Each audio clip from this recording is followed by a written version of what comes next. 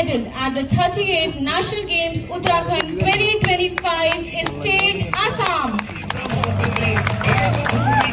অসমৰ লনবল খেলুৱৈ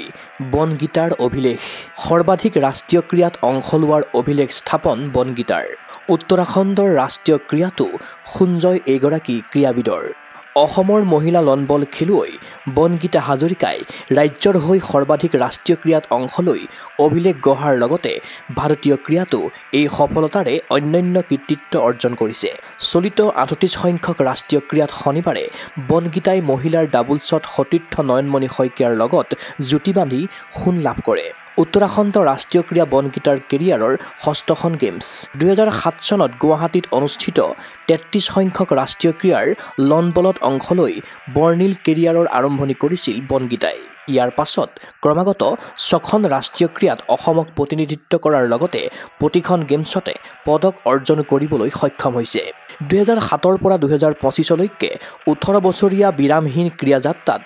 বনগীতাই ৰাষ্ট্ৰীয় ক্ৰীড়াত ৪টা সোণৰ লগতে ৩টা ৰূপৰ পদক জয় কৰিবলৈ সক্ষম হৈছে গুৱাহাটীৰ অভিষেক ৩৩ সংখ্যক ৰাষ্ট্ৰীয় ক্ৰীড়াত সোণ জয়েৰে কেৰিয়াৰৰ আৰম্ভণি কৰা অসম কন্যাই উত্তৰাখণ্ডতো ৰাজ্যক সোণ দিবলৈ সক্ষম হয় ইয়াৰ পূৰ্বে ২০১১ৰ ঝাৰখণ্ড আৰু ২০২৩ৰ গোৱা ৰাষ্ট্ৰীয় ক্ৰীড়াতো তেওঁ সোণ জয় কৰিছিল বিপৰীতে ২০১৫ৰ কেৰালা তথা ২০২২ৰ গুজৰাট ৰাষ্ট্ৰীয় ক্ৰীড়াত ৰূপ জয় কৰে উল্লেখ্য যে গুৱাহাটীৰ ৩৩ সংখ্যক ৰাষ্ট্ৰীয় ক্ৰীড়াত অংশ লোৱা দুজন খেলুৱৈয়ে এইবাৰ উত্তৰাখণ্ডৰ অসম দলত আছে এগৰাকী বনগীতা হাজৰিকা আৰু আনগৰাকী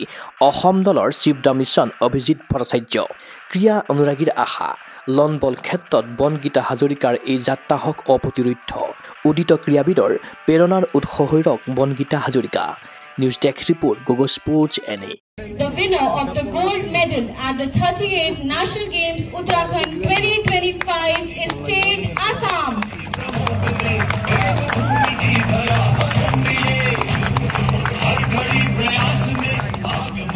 I would like to request Dr. P.T. Usha ma'am to present the medals to the winners.